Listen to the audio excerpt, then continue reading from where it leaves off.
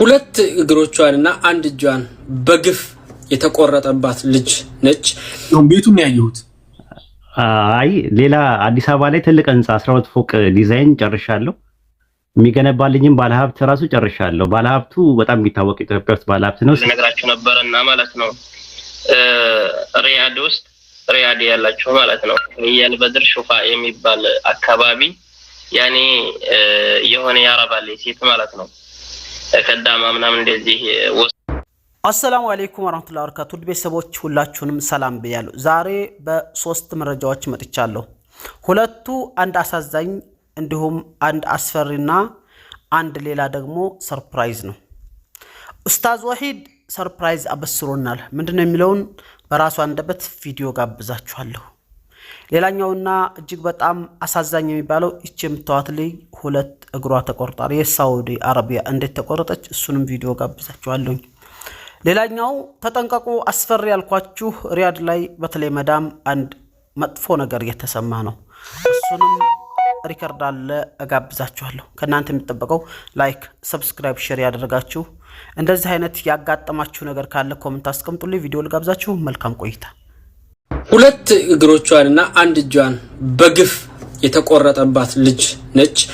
የዛሬ 3 ወር እንደማንኛውም ደሃ ኢትዮጵያዊ ተሰዳ ኑሮዋን ለማሸነፍ ወደ ሳውዲ አረቢያ ትሰደዳለች ከሁለት ኢትዮጵያውያን ጋራ። ከዛ በኋላ ዱባይ ትራንዚት ነበር በረራቸው። በዱባይ ትራንዚት አድርጎ ሳውዲ አረቢያ ይደርሳሉ። ከዛን አዙሯት ትወድቃለች። አብሯት የነበሩ ሁለት ኢትዮጵያውያኖች ይጮሃሉ። ከዛን ደላላው ይመጣና ወደ ሐኪም ቤት ይወስዳታል እሷን። ሌሎቹን ደግሞ ወደ የማዳም ቤታቸው ያደርሳቸዋል። እዛው ጋር ነበር የተለያዩት ከሷ ጋር እነዛ ሁለት ኢትዮጵያኖች። ከዛን እቺ ልጅ ከ3 ወር በኋላ ሌላ ኢትዮጵያዊት ታገኛትና ሆስፒታል ውስጥ ታወራታለች። ከየት ነሽ? ከዚሁ ትላታለች። ከዛን ሁለት እግሮቿ የለም አንድ እጇ ተቆርጧል። ልጅቷ በቃ ጭንቅላቷ ተነክቷል። ባሏ ጋር ሲደወል ባሏ እነዛ ልጆችን ኮንታክት ለማድረግ ይሞክራል። እነዛም ልጆች እዛ ጋር እንደተለያዩ ነው የነገሩት። ከዛን አሁን ደላላው አልተያዘም፣ ቪዛ ይላክለት አረብ አልተጠየቀም። ሁለት እግሮቿ ተቆርጠዋል፣ እጇ ተቆርጠዋል። አስቡት እንግዲህ በሰላም ከቤተሰቦቿ ተለይታ ተርቼ ለወጣለሁ ነገ ሰው ሆናለሁ ብላ ያላትንም በሙሉ አታነች ያለችው እና ወደ ሀገር ለማስገባትም እንዲሁም ደግሞ እነዛን ሰዎች ለማስያዝም የናንተ ርብርብ የኢትዮጵያኖች ርብርብ ያስፈልጋል። እባካችሁን ኮፒ ሊንክ ሼር አድርጉ፣ ለህዝብ አድርሱ። ብቻ የዚህን ዕውቀት ያላችሁ የሚደረገውን ነገር ማድረግ የምትችሉትም ሰዎች እባካችሁን ባሲን ጨምራችሁ ተባበሩን። ይህቺ ልጅ ነች። ይሄ አሁን ምን ይደረጋል? ለምን እንደተቆረጠባት ስትጠየቅ አታውቅም። አላውቅም ለምን እንደቆረጡብኝ ትላለች። በቃ እኔ ቪዲዮን ሳይ አልቻልኩም። በጣም አንጀት ትበላለች። ዘመሪም ላይ ሆነ ነገር ልነግራችሁ ነበርና ማለት ነው ሪያድ ውስጥ ሪያድ ያላችሁ ማለት ነው የልበድር ሹፋ የሚባል አካባቢ ያኔ የሆነ ያረባል ሴት ማለት ነው ከዳማ ምናምን እንደዚህ ወስዳ በዛው መታደርጋቸው አይታወቅም ነውና አሉት። ለማስጠንቀቅ ያህል ነው። ቁጥሯ እንዳይለፍላችሁ ቁጥሯ በየሰዓቱ ነው የምትቀይረው ብለዋል። ሎኬሽኑ አለኝ፣ የቤቷ ሎኬሽን አለኝ። ሎኬሽኗን ልክላችሁና አሁን ማለት ነው እና ሁላችሁም እህት ወንድም ሁላ በመታወቁት ሁሉ አሰራጭታችሁ ከዛች ቤት ያኒ ብር ያለ መስጠቱ ሳይሆን ህይወታቸውን እንድንታደጋቸው የተለያየ ነገሮችን ታሰራለች ብለዋል። ሀዛው ማለት ነው ተለያየ ብልግና ነገር የሚሰራ እንደፈለገ በቃ የፈለገውን ነገር ታስደርጋቸዋለች ብለዋል። ከዛ ሀዛ እንደ ይውጡ ራሱ አይታወቅም በዛው ማለት ነው። እዛው አጋጣሚ እንደዚህ የሄደች ልጅ ነበረና እሷን ያው አላህ አውጥቷት ኢቃማ ያኒ የሆነ ኢቃማ ነበራት። በዛም አስፈራርታት ነው የወጣችው ማለት ነው። እና እህት ወንድም ሁላ ባላችሁበት አላህ ይጠብቃችሁ። ለማስጠንቀቅ ያህል ነው። እልክላችኋለሁ ሎኬሽኑን እንድትጠነቀቁ ነው። እህቶች መቼም የሰውን ነፍስ ለመታደግ ትንሽ ነገር በቂ ነው። በሰው ሀገር ላይ ወጥተን ከመቅረት አላህ ይጠብቀን። እናም ሎኬሽኑን ልክላችሁና አሁን ማለት ነው። ንጽጽር ህንጻ መሰራው ዲዛይኑን አይተዋል ኡስታዝ? ቤቱን ያየሁት። አይ ሌላ አዲስ አበባ ላይ ትልቅ ህንጻ 12 ፎቅ ዲዛይን ጨርሻለሁ። የሚገነባልኝም ባለሀብት ራሱ ጨርሻለሁ። ባለሀብቱ በጣም የሚታወቅ ኢትዮጵያ ውስጥ ባለሀብት ነው። ስሜ እንዳይጠቀስ ብሏል። ቦታ ብቻ ነው ልንገዛ በ40 ሚሊዮን ምናምን አሁን ፕሮሰስ ላይ ነን ያለ ነው። እሱ ሲገዛ የ8ቱ ፎቅ የገቢ ምንጭ ነው የሚሆናቸው ለንጽጽር ዳዮች፣ ለኡስታዞች፣ ክፍለ ሀገር ላሉት፣ ለንጽጽር ላይ ለሚሰሩ ሰዎች፣ ለሰለምቴዎች፣ ለሁሉም የገቢ ምንጭ ማንንም ሳያስቸግሩ እንዲኖሩ ማለት ነው። 4 ፎቅ ብቻ ነው ለኮምፓራቲቭ ሪሊጅን ትምህርት ቤት የሚሆነው እና ቢሮ ምናምን አድርገው መጠቀም ይችላሉ። ከዛ በኋላ ብናልፍ ምን አይቆጨኝም ብሞት በቃ ለትውልዱ ማለት ነው። ሁሌ ልመና ኡስታዝ በጣም ነው የሚያስጠላው ራሱ ማለት ነው። አንገታችንን እየደፋን ነው የምንመጣው። ብራምጡ ብራምጡ ብራምጡ። ይሄ ሰው እኮ ይሰለቸዋል። አንድ ቀን ይቆማል። ደግሞ ኢኮኖሚካሊ እየተመታ ነው በአለም ላይ።